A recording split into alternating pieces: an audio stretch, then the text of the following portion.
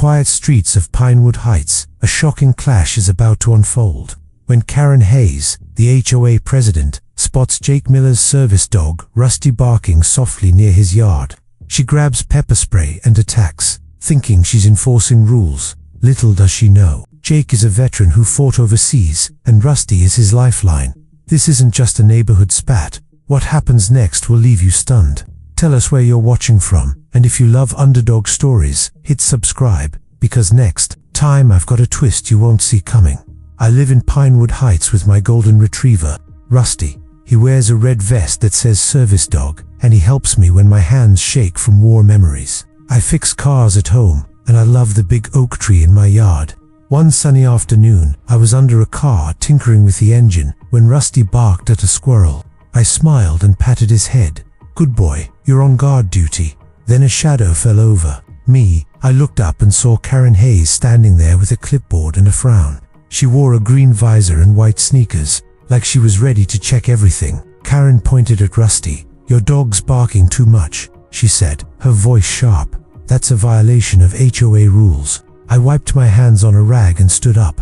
Rusty is my service dog, I said, calm but firm. He's allowed under federal law. Karen crossed her arms. I don't care what you say, she snapped. This is my neighborhood, and I make the rules here. She turned and walked off, leaving me scratching my head. A few days later, a yellow note was taped to my door. It said, "Trim your tree, it's too tall," signed with Karen's big curly K. I sighed and got my ladder. The next day, another note came. "Your car parts are ugly. Move them inside." I moved the parts to my garage, but more notes kept coming. "Your grass is too green. Your mailbox is crooked." I started to wonder, is Karen picking on me on purpose? One Saturday, Tim Lopez, my neighbor, leaned over the fence. Tim is a mechanic, too. With a loud laugh, he said, "Man, Karen's got it out for you. She sent me a note about my truck being too loud." I nodded. "Yeah, she's been on me too about Rusty." Tim shook his head. "She's crazy. Just watch out." Then came the big HOA meeting. I brought Rusty and sat in the back. Karen stood at the front in a bright pink shirt. She held up papers. "We need a new rule," she announced. "All dogs, even service ones, need HOA tags and must be quiet." I raised my hand. "That's against the law." I said, "Service dogs don't need tags." Karen glared at me. "Federal law doesn't rule here," she barked. The room got quiet, and I felt eyes on me. After the meeting, Karen cornered me near the parking lot. "You think you're special," she hissed with coffee breath on her lips. "Keep causing trouble and you'll regret it." I walked away with Rusty, feeling a knot in my stomach. The next morning, I was watering my tree when Karen stormed over. She had a small can in her hand. "Your dog barked again," she yelled at Rusty, who was sniffing the grass. "I warned you." I stepped forward. "Rusty is a service dog. You can't touch him." Karen ignored me and sprayed the can at Rusty. A sharp hiss filled the air. Rusty yelped and rolled on the grass, pawing his face. I dropped the hose and ran to Rusty. The smell of pepper hit my nose. "Karen, you sprayed my dog," I shouted. "What is this?" Karen smirked. "It's just pepper spray to teach him manners." My heart raced. I scooped Rusty up and rushed inside. Inside, I rinsed Rusty's eyes with water from the kitchen sink. Rusty whimpered, but calmed down as I patted him. "Good boy, you're okay." I grabbed my phone and dialed 911. "Hi, I need help," I said. "My HOA president sprayed my service dog with pepper spray." The lady on the phone said officers were coming. I sat with Rusty waiting, my mind spinning with anger. 20 minutes later, 2 cops pulled up. Officer Dan Reed stepped out, a tall guy with a serious face. I met them at the door. "My dog's a service dog," I explained, showing Rusty's vest. "Karen sprayed him with pepper spray." Don nodded. "Let's see the dog." I showed Rusty, who was resting on a blanket. Dan wrote notes, then walked to Karen's house. From the window, I watched Dan talk to Karen. She waved her arms and pointed at my yard. Dan shook his head and came back. He said, "Karen admitted spraying Rusty but called it discipline." Dan looked at me. "That's a federal offense," he said. "Interfering with a service dog can mean jail time. Do you want to press charges?" I nodded. "Yes, please." Dan and the other cop went back to Karen's house. Soon I heard shouting, then saw Karen in handcuffs being led to the car. She yelled, "I'll get you evicted. This isn't over." Neighbors peeked out their windows. Mrs. Carter, an old lady next door, shuffled over. She said, "I saw it all. That Karen's been a bully. I'm sorry I didn't speak up before." Inside, I kept checking on Rusty. His eyes were red, but he wagged his tail a little, which made me feel better. I grabbed a towel and dried him off. My hands shook, not just from the war, but from anger at Karen. I sat on the floor with him, talking soft. "You're my buddy. We'll get through this." The sound of a car outside pulled me to the window. 2 police cars were parked, and Officer Dan was walking back with another cop. I opened the door and stepped out. Dan nodded at me. "We talked to Karen," he said. "She's sticking to her story. Calls it a warning spray." I clenched my fists, but kept my voice steady. "That's my service dog," I said. "She broke the law." Dan wrote something down. "We need to see your papers," he added. For Rusty, I went inside and got Rusty's vest, his training certificate, and a letter from my doctor. Dan looked at them, then handed them back. "This checks out," he said. "Let's deal with her." Across the street, Karen stood on her porch. She waved her arms, yelling something I couldn't hear. Her face was red, and she pointed at me. The other cop, a shorter guy with a mustache, talked to her. I saw her shake her head, then pull out her phone. Is she calling someone? I wondered. Tim came over, leaning on my fence. "Man, she's losing it," he said. "Good thing you called the cops." I nodded. "Yeah, but I'm worried what she'll do next." The mustache cop came back to me. "She claims you threatened her first," he said. "Got any proof?" I shook my head.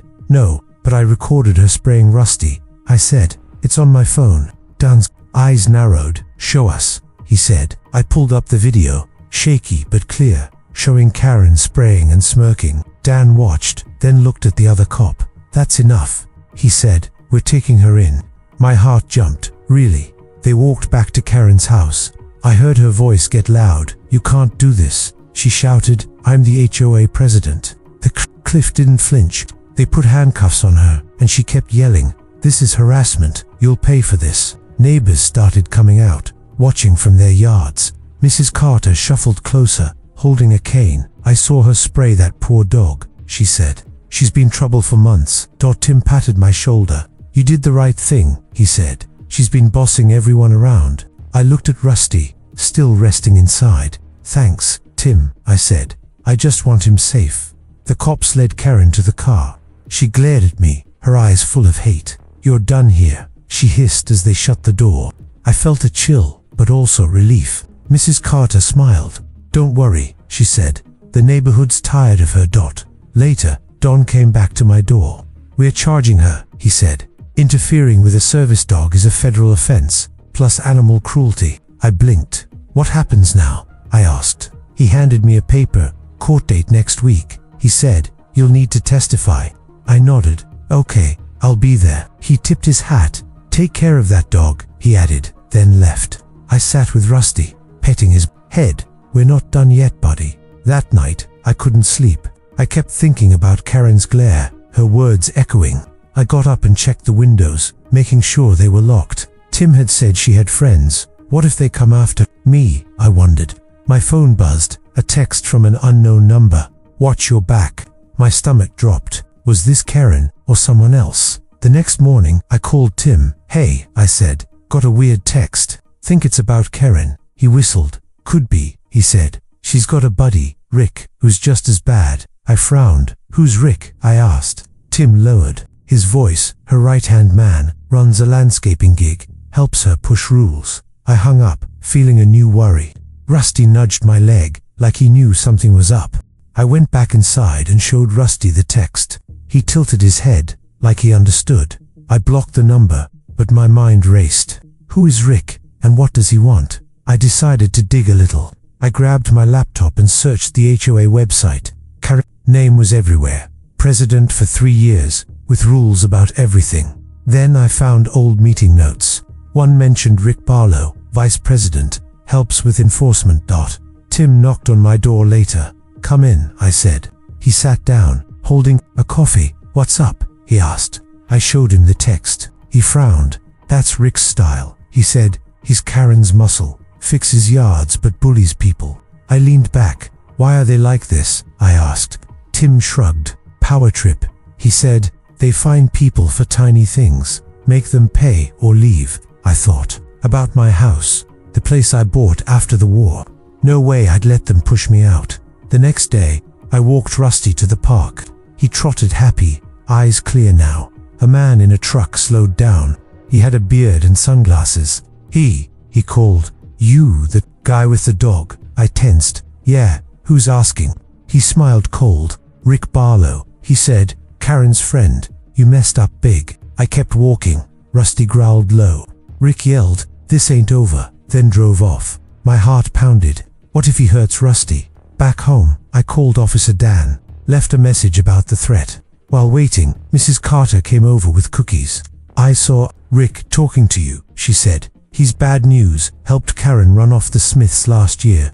I raised an eyebrow. "What happened?" I asked. She sat down. "They had a cat. Karen fined them non-stop. Rick cut their grass wrong on purpose. They sold and left." I felt angry. "That's wrong," I said. She nodded. "You're brave, fighting back." Dan called back. "Tell me about the text," he said. I read it to him. "Sounds like harassment," he added. "We'll look into Rick." I thanked him. That night, I heard a noise outside. Rusty barked. I peeked out, saw a shadow by my car. "Hey," I yelled, opening the door. The shadow ran, dropping something. I picked it up. A note. "Leave, or else." My blood ran cold. This was getting serious. Tim helped me install a camera the next day. "We'll catch them," he said, screwing it in. "Thanks, man," I replied. As we worked, a car pulled up. It was Mr. Lee, the new HOA leader. "Hi," he said. "Nervous? We heard about Karen." I nodded. "Yeah, it's rough." He shifted. "Some folks side with her, but most want change." I crossed my arms. "Like who?" He whispered. "Rick, and a few others. They're mad. Watch out." Later, I took Rusty for a checkup at the vet. Doc said, "His eyes are fine. Good rinse job." I sighed relief. On the way home, I stopped at the gas station. Rick was there, pumping gas. He spotted me, walked over. "You think cops scare me?" he sneered. I stayed in my car, drive off if needed. Rusty growled. Rick laughed. "Cute dog. Shame if something happened." I drove away fast, heart racing. At home, I emailed the HOA board, told them about Rick's threats. Mr. Lee replied, "Quick, we'll meet tomorrow, discuss." I felt hope. Maybe the neighborhood would stand up. But that night, my camera buzzed. I checked the app, saw Rick sneaking around my yard. He sprayed paint on my fence. "Go away." I called the cops again. This time, they came fast. Don arrived with lights flashing. "Show me the video," he said. I did. "That's Rick," he confirmed. "We'll pick him up." I nodded. "Thanks." As they left, Mrs. Carter called. "I saw him too," she said. "Got my own video." I smiled. "We're in this together now." I watched the cops drive off with Rick's video on their phones. Mrs. Carter waved from her porch, her phone still in hand. I waved back, feeling a bit stronger. Rusty sniffed around, like he was checking for trouble. I locked the door and sat, with him, petting his head. "We're okay for now," I said. My phone buzzed, a text from Mr. Lee, "Meeting at 6 p.m, bring proof." I nodded to myself. Good, time to fight. The next day, I gathered everything. Rusty's papers, the videos, the notes. Tim came over with a toolbox. "Let's fix that fence," he said. We scrubbed the paint off, talking about the meeting. "What if they don't believe us?" I asked. Tim grinned. "They will," he said. "Too much proof." Mrs. Carter brought lemonade, her video ready. I thanked her. "You're a hero," I said. She blushed. "Just doing right." At 6 p.m, I walked to the community center with Rusty. The room was full, neighbors whispering. Mr. Lee stood at the front, looking nervous. "Karen's gone," he said, "but Rick's causing trouble." I stepped up. "I've got videos and notes," I said, showing my phone. The crowd hushed. A man in a red cap, Rick's friend, stood up. "This is nonsense," he yelled. I played the video. Rick spraying my fence. Gasps filled the room. Mr. Lee raised his hand. "Order please," he said. The red cap guy sat down, glaring.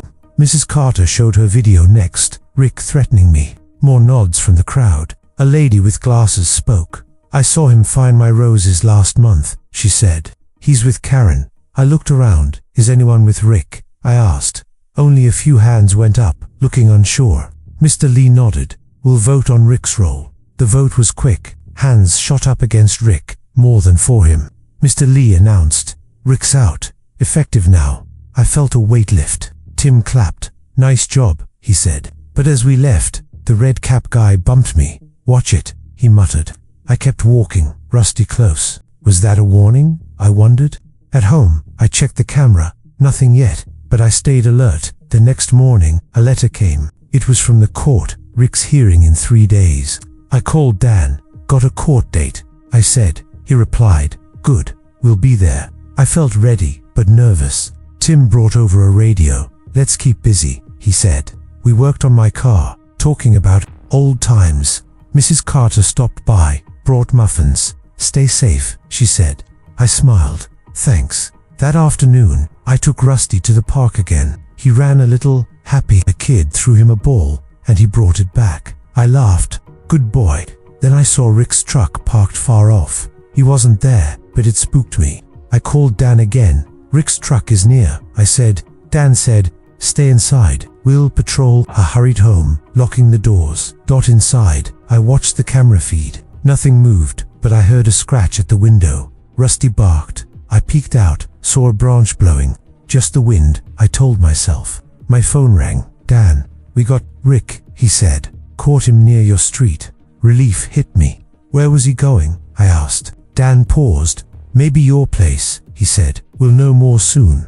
Later, Tim came over. "Heard they got Rick," he said. "Good news." I nodded. "Yeah, but what if others try?" He shrugged. "We've got the neighborhood now." Mrs. Carter called. "I'm making dinner. Come over," she said. I agreed, feeling safer. As I walked with Rusty, I saw more neighbors wave. Maybe we're turning this around. I walked to Mrs. Carter's house with Rusty. Her porch light glowed warm, and the smell of chicken soup hit me. She opened the door. "Come in," she said, smiling. I sat at her table, Rusty lying by my feet. Neighbors trickled in. Tim, Mr. Lee, the lady with glasses. It felt like a team. Mrs. Carter served soup.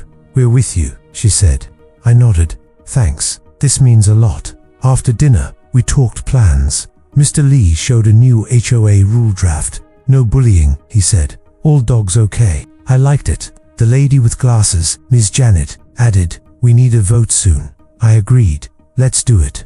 Tim laughed. Karen and Rick would hate this. We all chuckled, easing the tension. Rusty wagged his tail, sensing the mood. I scratched his ears. "Good boy." The next day, I got a call from Dan. "Rick's in custody," he said. "Tried to tamper with your fence again." I sighed. "What now?" I asked. "Court's tomorrow," he replied. "Be there at 9 a.m. I thanked him, feeling a mix of nerves and hope. I told Tim and Mrs. Carter. They nodded. "We'll go to," Tim said. Ms. Janet offered, "I'll bring notes." I felt supported. At court, I wore my best shirt, Rusty by my side. The room was small, with wooden benches. Rick sat with a lawyer, glaring at me. Dan stood near, giving a nod.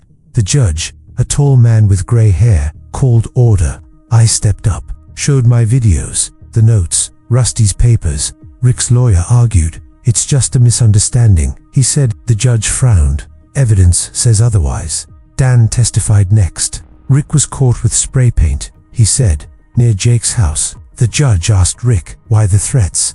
Rick mumbled, "Just enforcing rules." Ms. Janet spoke up. "He fined my roses for no reason," she said. The judge looked at papers, then at Rick. "This is harassment," he declared, "and a federal issue with the dog." Rick's face fell. I held my breath. The judge ruled. Rick got 15 days in jail, a $2,000 fine, and 100 hours at a dog shelter. He banged his gavel. Case closed. Rick scowled as cops took him out. I shook Dan's hand. "Thanks," I said. He smiled. "Justice done." Outside, Tim and Mrs. Carter hugged me. Ms. Janet waved. "New HOA vote next week." I felt light, like a weight was gone. Back home, I played with Rusty in the yard. He chased a ball, full of energy. A car slowed by, but it was just a neighbor, waving. I waved back. Later, Mr. Lee called. "Vote set," he said. "Bring Rusty." I agreed, excited. That night, I checked the camera. No threats, just quiet. I slept better, Rusty snoring beside me. The next morning, I walked to the gas station for coffee. A kid smiled at Rusty. "Cool dog," he said. I grinned. "Yeah, he's the best." At home, I worked on my car, humming. Tim stopped by. Fence looks good, he said. I nodded. Thanks to you. Mrs. Carter brought cookies. Stay strong, she said. I felt part of something now. But then, a letter slid under my door. It was from an unknown sender. Watch your step. My stomach tightened. Who's this from? I wondered. I called Dan. Got another threat. I said. He sighed. We'll trace it. Stay safe. I locked the doors. Rusty alert. Was this Rick's friends? Or someone new? I texted Tim and Mrs. Carter. Meeting tonight, I wrote. They replied fast. We're in. At Mrs. Carter's we planned. EMS Janet brought a list of suspects. Maybe Rick's crew, she said. I frowned. What do we do? Tim suggested cameras everywhere. Mrs. Carter nodded. I'll ask neighbors. I felt ready to fight again. I sat at Mrs. Carter's table, looking at the suspect list. Rusty rested by my feet, calm but alert. Ms. Janet pointed at names. Rick's crew, she said. Maybe Joe or Mike. I nodded. Could be, I replied. Tim tapped the table. Let's add cameras, he said. Cover the yard. Mrs. Carter agreed. I'll talk to folks tomorrow. I felt a plan forming. Let's do it. The next day, Tim and I set up cameras. We strung them around my fence, pointing at the street. This'll catch them, Tim said, screwing one in. I handed him a tool. Thanks, man, I said. Mrs. Carter walked by with a neighbor, Mr. Davis, a quiet guy with a hat. He nodded. I'll watch too, he said. I smiled, appreciated. Rusty sniffed the new gear, wagging his tail. That afternoon, I took Rusty for a walk. The air felt crisp, and kids played nearby. The lady waved. Good job with Rick, she called. I waved back. Thanks. But then I saw a truck, similar to Rick's, parked down the street. My heart sped up. Is that Joe? I wondered. I hurried home, locking the door. Rusty barked. Once, like a warning. I checked the cameras on my phone. Nothing yet, but I stayed ready. Dan called. We traced the letter, he said. Postmarked from town, no name. I frowned. Any leads? I asked. He paused. Working on it, he replied. Keep those cameras on. I thanked him, hanging up. Mrs. Carter knocked. Brought soup. Stay safe, she said. I nodded. You too. That night, the camera buzzed. I saw a figure near my mailbox. Rusty growled. I zoomed in. It was Joe, Rick's friend, leaving a note. I called Dan. He's here, I said, sending the video. Dan said, we're coming. Minutes later, sirens wailed. Joe ran, but cops caught him. Dan waved. Got him, he said. I sighed, relief washing over me. Inside, I read the note. Leave or we burn your house. My hands shook. I showed Dan. This is serious, he said. We'll add patrols. I nodded. Thanks. Mrs. Carter and Tim came over. Heard the sirens, she said. I showed them the note. Tim scowled. Those jerks. Mrs. Carter patted my arm. We're here. I felt stronger with them. The next day, court called. Joe faced charges, trespassing and threats. I testified, showing the video. Joe's lawyer mumbled excuses, but the judge, a lady with a stern look, didn't buy it. 15 days jail, she said, and a $1,500 fine. Joe glared as he left. Don clapped my shoulder. Good work, he added. I smiled. Thanks. At home, I played. With Rusty, he chased a stick, happy again. Neighbors waved more now, like a shift happened. Mr. Lee called. Votes tomorrow, he said. Bring Rusty. I agreed, excited. But that evening, another note came, under my door. Last warning. My stomach dropped. Who's next? I wondered. I called Dan. Got another one, I said. He sighed. We'll find them. Tim and Mrs. Carter met me at my place. We planned. More cameras, she said. Tim nodded, and a neighborhood watch. Ms. Janet joined. I'll spread the word, she added. I felt a team growing. Rusty leaned on me, like he knew. The next morning, I woke to a quiet house. No threats yet. Was this the calm before the storm? I asked myself. I woke up early, the clock showing 3 a.m. Rusty was asleep, his soft snores filling the room. I checked the cameras, nothing moving. Is this peace? I wondered. I made coffee, sitting by the window. The neighborhood was dark, quiet. Mrs. Carter, light was on. Maybe she's up to. I felt a mix of hope and worry, waiting for the next move. Tim showed up at dawn with more camera gear. Let's cover the back, he said, hauling a box. I helped him set it up, stringing wires along the fence. Thanks, I said. This helps a lot. He grinned. Team effort, he replied. Mrs. Carter joined us, bringing muffins. Morning, she said. Any trouble? I shook my head. Not yet, I replied. She nodded. Good. That afternoon, I took Rusty to the park. Kids ran by, one petting Rusty. Cool dog, he said. I smiled. Yeah, he's special. Then I saw Mike, another of Rick's crew, leaning against a tree. He stared at me, no smile. My heart raced. Is he watching? I wondered. I walked faster, Rusty staying close. At home, I locked the door, checking the cameras again. Don called later. We got Joe's phone. He said, texts to Mike about you. I tensed. What do they want? I asked. Dan paused. Scare you off, he replied. We're tracking Mike. I thanked him, feeling safer. Mrs. Carter knocked, brought tea. Stay alert, she said. I nodded. You too. She left, and I sat with Rusty, petting him. That night, the camera buzzed. Mike was at my fence, holding a bat. Rusty barked loud. I called Dan. He's here, I said, sending the video. Sirens came fast. Mike ran, but cops caught him. Dan waved. Got him too, he said. I sighed. 2 down. Inside, I found a broken fence post. Mike's mark. My hands shook, but Rusty licked them, calming me. The next day, court was busy. Mike faced charges, vandalism, and threats. I showed the video, Rusty by my side.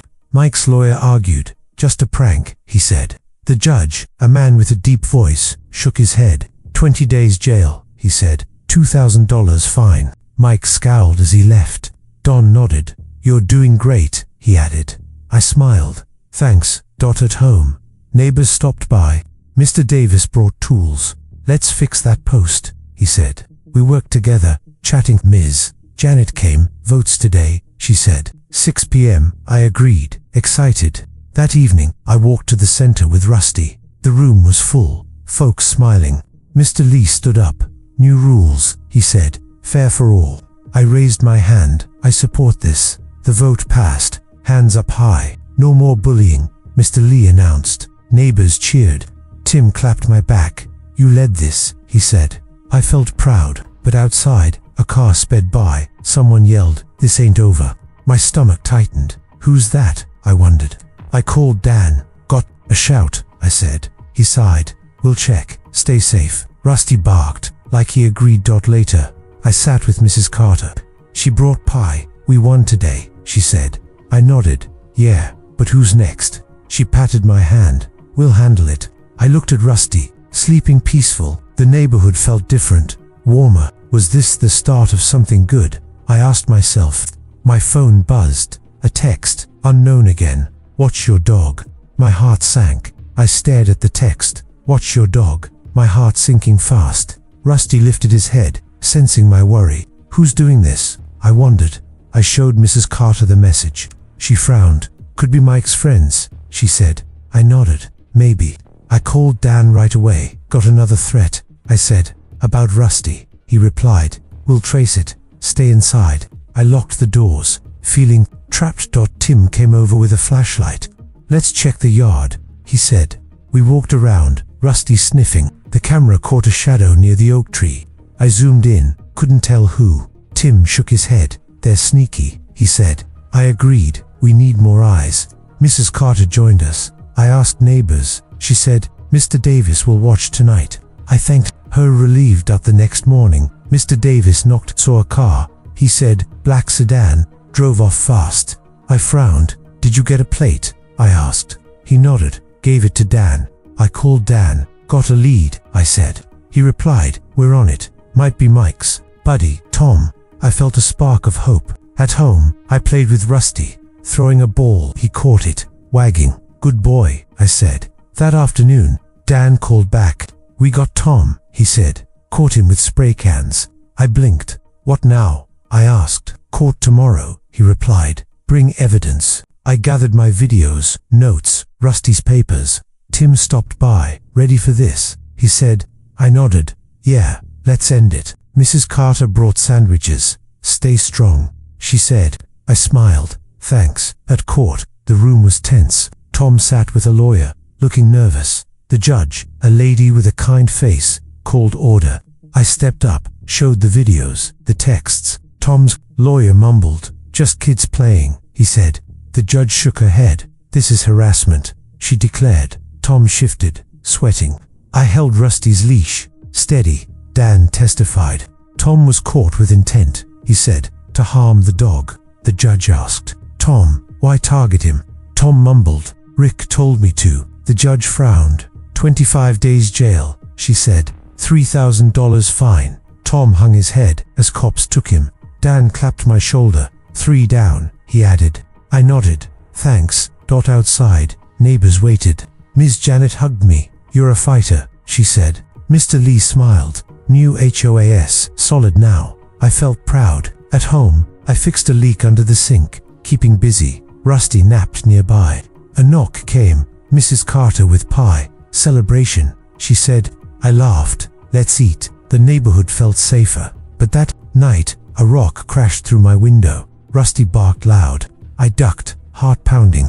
The note tied to it read, "Last chance." I called Dan. "Window broke," I said, sending a pic. He sighed. "We'll send a car. Stay low." I cleaned glass. Rusty clothes. "Who's left?" I wondered. Tim arrived, helped board it up. "We'll catch them," he said. The next day, Don visited.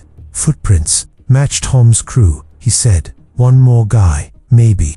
I tensed. "Who?" I asked. He shrugged. "Working on it." Mrs. Carter brought tea. "We're with you," she said. I nodded. "Thanks." That evening, the HOA met again. Mr. Lee announced, "Patrols start tonight." I raised my hand. "I'm in." Neighbors cheered, a team forming. I stood with the neighbors after the meeting, feeling the energy. Rusty stayed close, his tail wagging slow. Mr. Lee handed me a walkie-talkie. "For patrols," he said. I nodded. "Thanks, I'll take the first shift." Ms. Janet smiled. "We'll rotate," she added. Tim clapped my back. "Team's growing," he said. I felt ready, like we were a unit again. That night, I patrolled with Mr. Davis. We walked quiet, flashlights sweeping. The street was still, crickets chirping. "Saw anything?" I asked. He shook his head. "Not yet," he replied. Rusty sniffed the air, alert. Then a rustle came from the bushes. I tensed. "Who's there?" I called. A cat darted out, making us laugh. "Just a scare," Mr. Davis said. The next morning, Don stopped by. "We got a name," he said. "Last guy's Paul." I raised an eyebrow. "Who's he?" I asked. Don explained. "Rick's cousin, been laying low." I frowned. "Where is he?" Don shrugged. "Tracking him," he replied. "Stay sharp." I thanked him, locking the door. Mrs. Carter brought bread. "Heard about Paul," she said. "Be careful." I nodded. "Will do." That afternoon, I worked on my car. Rusty lay nearby, chewing a bone. A car slowed past, black again. My heart jumped. "Is that Paul?" I wondered. I grabbed my phone, ready to call. The car sped off, no plate clear. I told Dan, "Saw a black car." I said. He sighed. "We'll check cameras," he replied. I stayed inside, watching Rusty. That night, on patrol, I heard a snap. Rusty growled.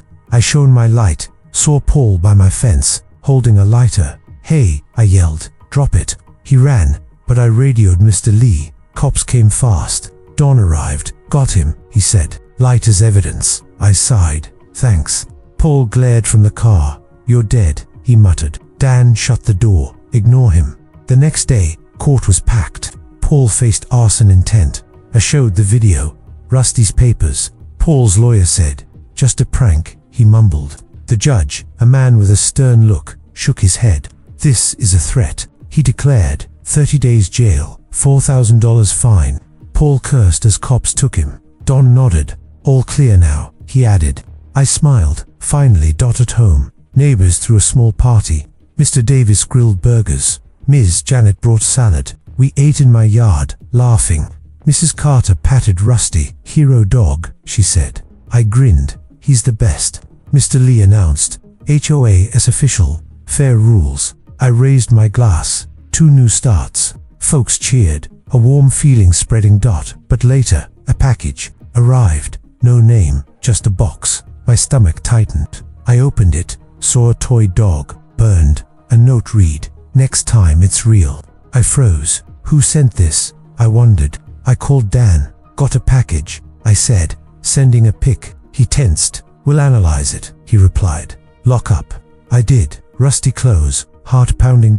Tim came over, saw the box. Those creeps, he said. We set up more cameras. Mrs. Carter called. I'll ask around, she added. Miss Janet joined. I'll check mail. Logs. I felt a team again.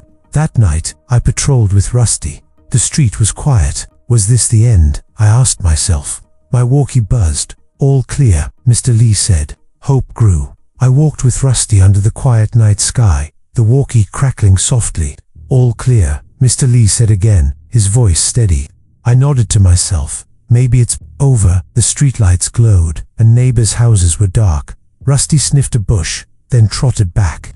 Good boy, I whispered. My heart felt lighter, but that box lingered in my mind.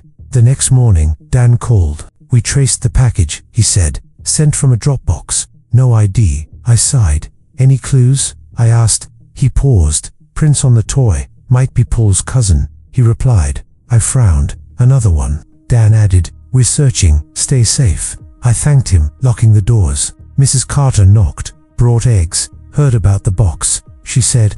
I nodded. Thanks. That afternoon, I fixed a tire with Tim. He handed me a wrench. Tough break, he said. I grinned. We'll handle it. Ms. Janet stopped by. Mail logs show nothing, she said, but I'll ask more. I appreciated it. Rusty played with a stick. Happy. A car honked. Black again. My heart jumped. Is it them? I wondered. It drove off. No sign. That night, I patrolled with Ms. Janet. She carried a flashlight. Sharp eyes. Heard a rustle, she said, pointing. I shone my light. Saw a raccoon. We laughed. Just wildlife. She smiled. You're doing great. I nodded. Thanks. Rusty barked once, then settled. The walkie buzzed. All good, Mr. Lee said. I felt a team effort. The next day, Dan visited. Got a lead, he said. Paul's cousin, Mark, spotted near town. I tensed. What's he like? I asked. Don shrugged. Quiet guy. Might be the last. I nodded. Let's get him. Mrs. Carter brought soup. Stay strong, she said. I smiled. Will do. Tim helped me check cameras, all working. That evening, the camera buzzed. Mark was at my gate, holding a knife. Rusty growled loud. I called Dan. He's here, I said, sending video. Sirens came quick. Dan arrived. Got him, he said. Knife's evidence. I sighed, relief hitting. Mark glared. You won't win, he muttered. Dan shut the door. Done now. The next day, court was full. Mark faced intent to harm. I showed the video. The toy. Mark's lawyer said, just a scare, he mumbled. The judge, a lady with glasses, shook her head. This is a threat, she declared. 35 days jail, $5,000 fine. Mark left, head down. Don clapped. All clear, he added. I smiled. Finally. At home. Neighbors cheered. Mr. Davis grilled hot dogs. Ms. Janet brought chips. We ate in my yard, laughing.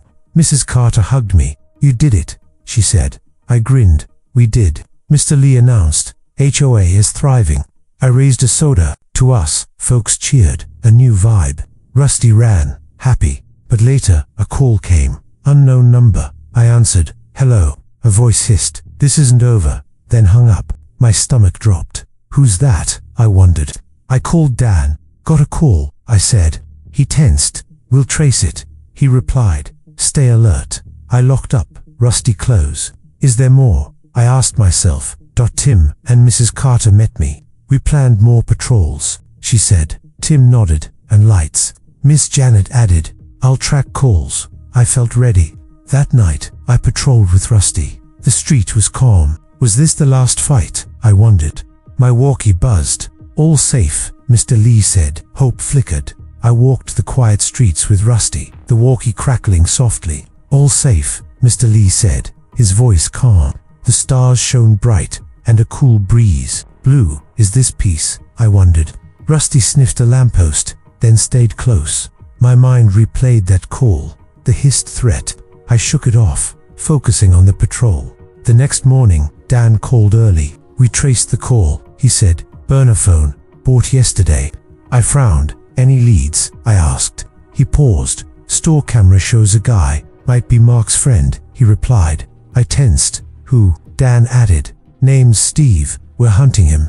I thanked him, staying alert. Mrs. Carter knocked, brought toast. Heard about the call, she said. I nodded. Thanks. That afternoon, I worked on my car with Tim. He handed me a bolt. Tough one, he said. I grinned. We'll get it. Ms. Janet stopped by. No call logs yet, she said, but I'm digging.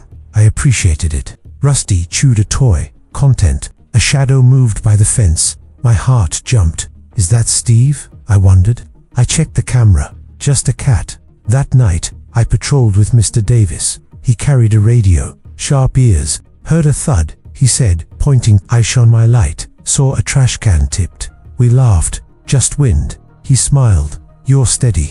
I nodded. Thanks. Rusty barked soft, then quieted. The walkie buzzed. All clear, Ms. Janet said.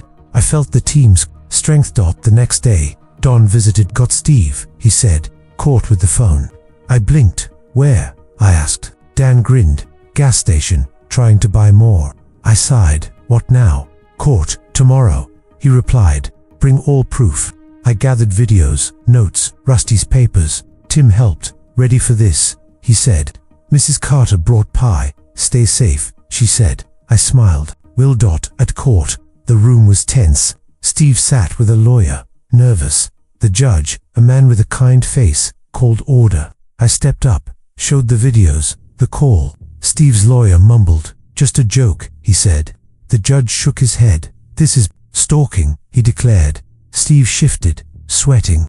I held Rusty's leash. Firm. Dan testified. Steve bought the phone to threaten. He said, linked to Mark. The judge asked Steve, why target him? Steve mumbled, owed Rick. The judge frowned. 40 days jail. He said, $6,000 fine. Steve left, head low. Dan clapped. All done, he added. I nodded. Thanks. Neighbors cheered outside. At home, we had a big party. Mr. Davis grilled steaks. Ms. Janet brought cake. We ate in my yard, laughing. Mrs. Carter hugged me. You won, she said. I grinned. We did. Mr. Lee raised a toast. To peace. Folks cheered. A warm glow. Rusty ran. Joyful. I felt whole. But then, a car backfired. Loud. My heart skipped. Was that a shot? I wondered. I called Dan. Heard a bang. I said. He tensed. We'll check, he replied. Stay inside. I did. Rusty close. Tim came, helped me calm down. Just a car, he said. Mrs. Carter called. All okay, she added. I nodded. Thanks. That night, I patrolled with Rusty. The street was still. Was this truly over? I asked myself. My walkie buzzed. All good, Mr. Lee said. Hope grew. I sat with Rusty after the patrol, the night air cool on my skin. The walkie lay quiet on the table. I pet his head, thinking about that call. Rusty licked my hand, like he knew. Good boy, I whispered. My mind wandered. Is there really more, or is it over? I checked the doors again, then tried to sleep.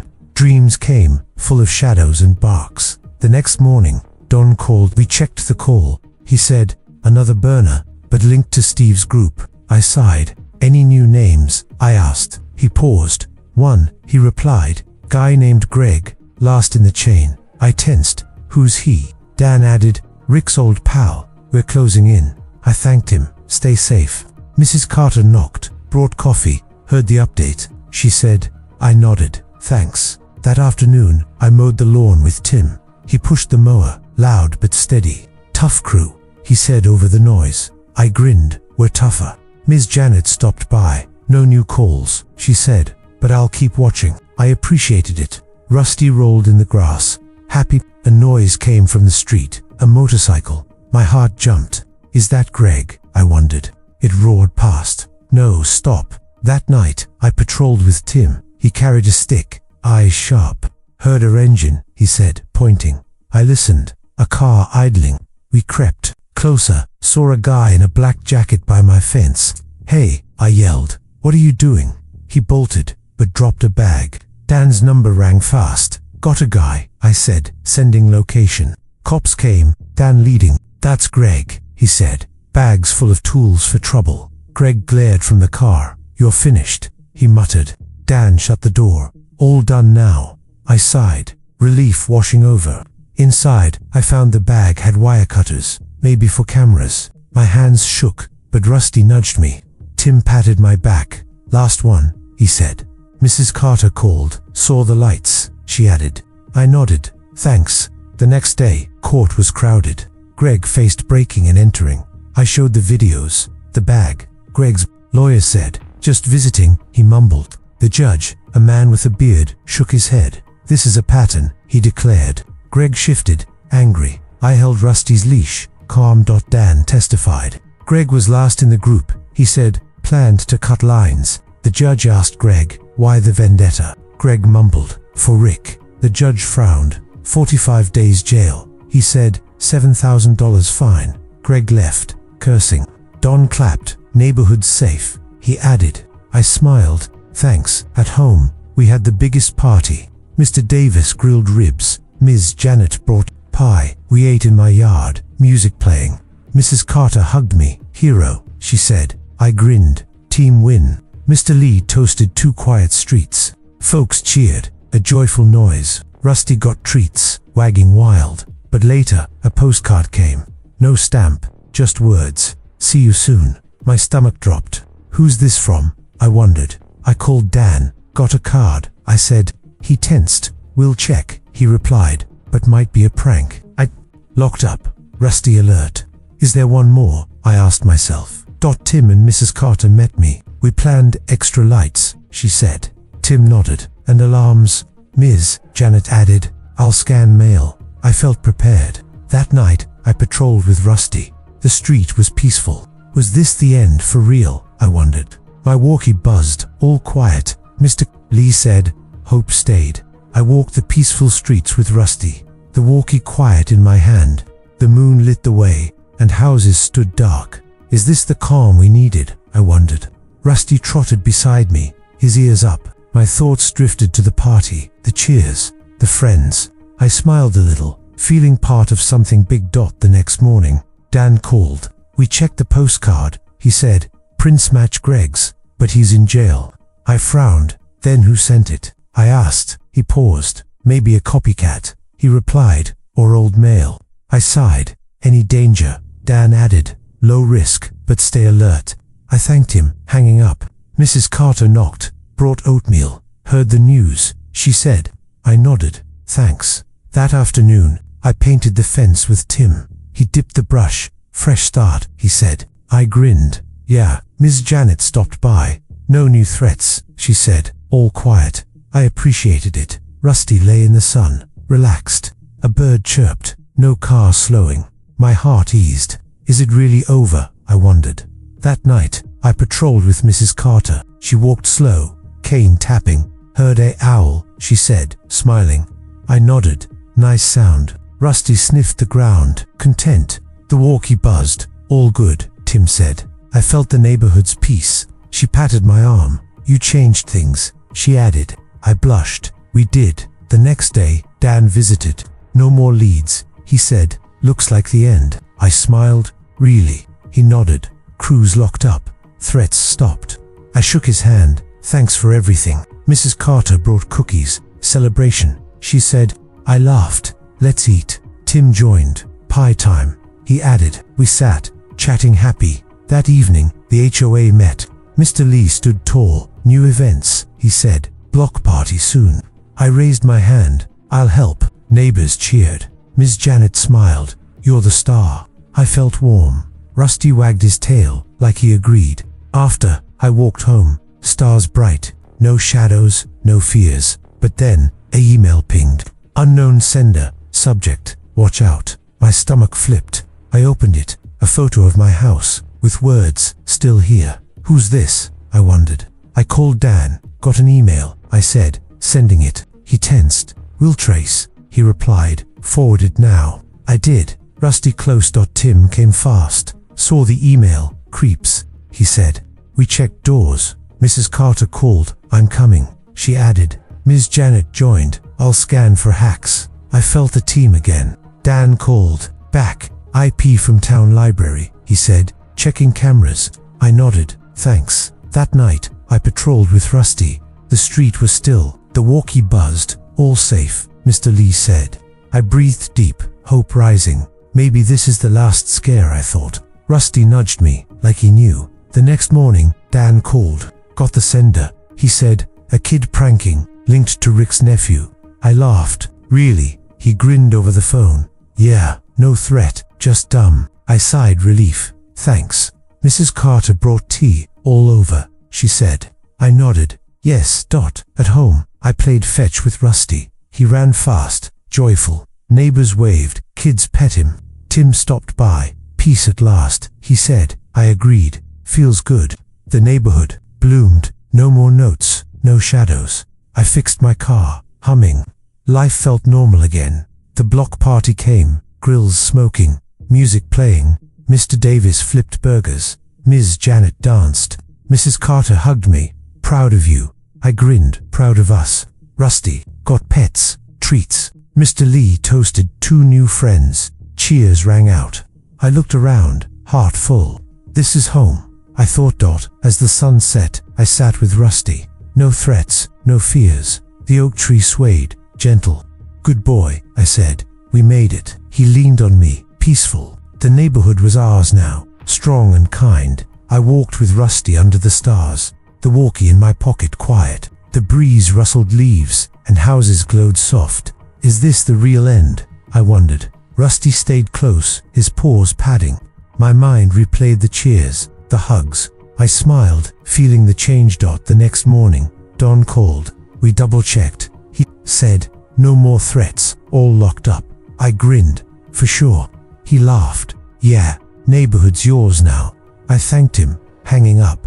Mrs. Carter knocked, brought muffins. Peacetime, she said. I nodded. Thanks, let's celebrate. That afternoon, I gardened with Tim. He dug holes for flowers. New life, he said. I laughed. Yeah. Ms. Janet stopped by. All systems clear, she said. No pings. I appreciated it. Rusty dug a hole, dirt flying.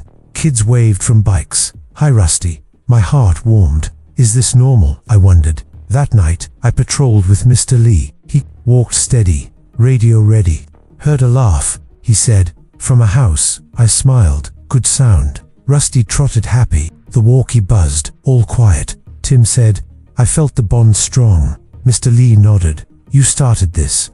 I shrugged. We finished it. The next day Dan dropped by. Official, he said. Case closed. I shook his hand. Thanks for everything. Mrs. Carter brought cake. Victory, she said. Tim joined. Let's eat. We sat outside, chatting light. Neighbors waved, joining in. I felt home. That evening, the block party kicked off. Grills sizzled. Music played. Mr. Davis flipped pancakes. Breakfast for dinner. He said. Ms. Janet danced with kids. Mrs. Carter hugged me. Proud. I grinned. Me too. Rusty chased bubbles. Kids giggling.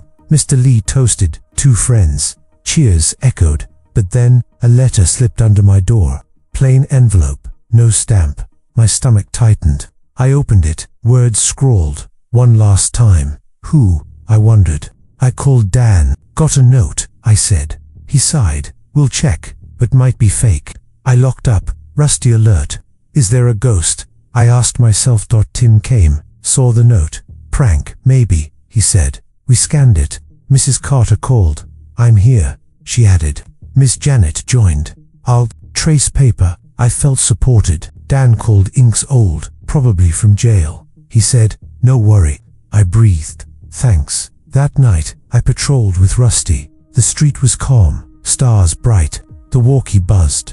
All safe, Ms. Janet said. I smiled, feeling free.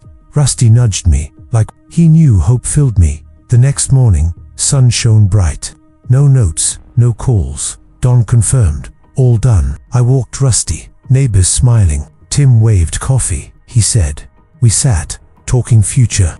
Mrs. Carter brought fruit. New day, she said.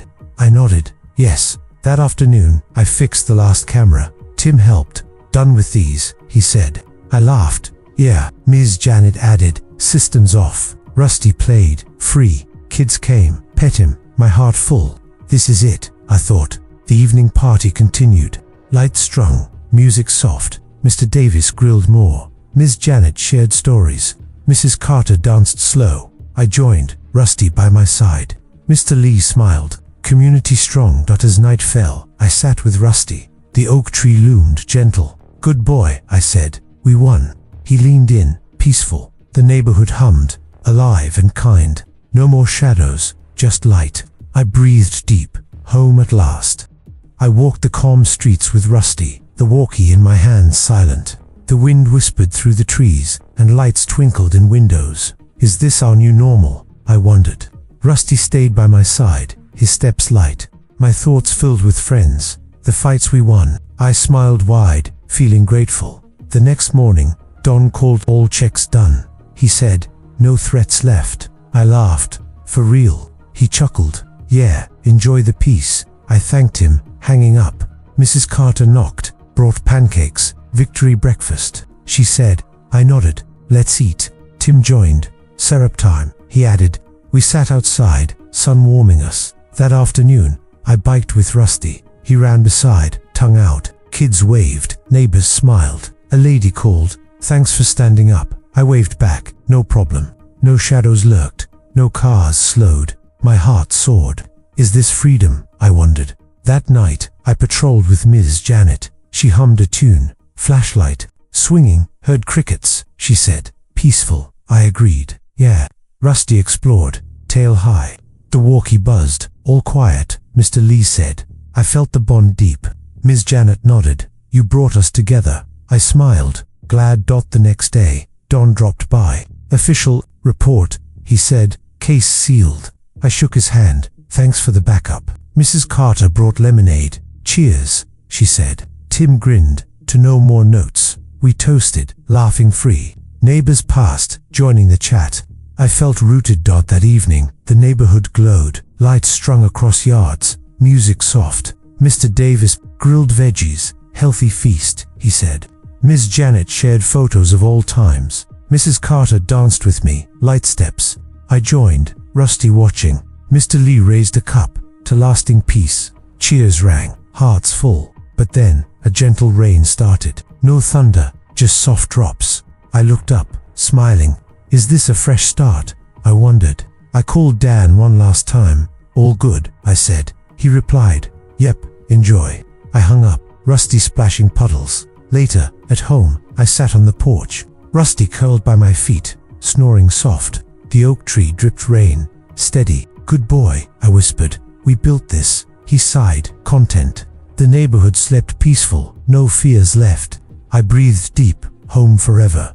Days turned to weeks. No notes, no calls. Neighbors helped each other, yards blooming. Tim and I fixed cars, laughing. Mrs. Carter baked often, sharing. Ms. Janet planned events, fun ones. Mr. Lee led fair, everyone happy. Rusty ran free, healthy. One sunny day, a kid asked about Rusty. He's my hero, I said. Helped me fight bullies. The kid grinned. Cool. I nodded. Yeah, stand up for right. The neighborhood thrived. Strong bonds. I walked Rusty under the tree, content. Time passed. I thought back. The sprays, threats, courts. We won together. Rusty nudged me, like remembering. Good life, buddy, I said. He wagged, agreeing. The sun set golden, peaceful end.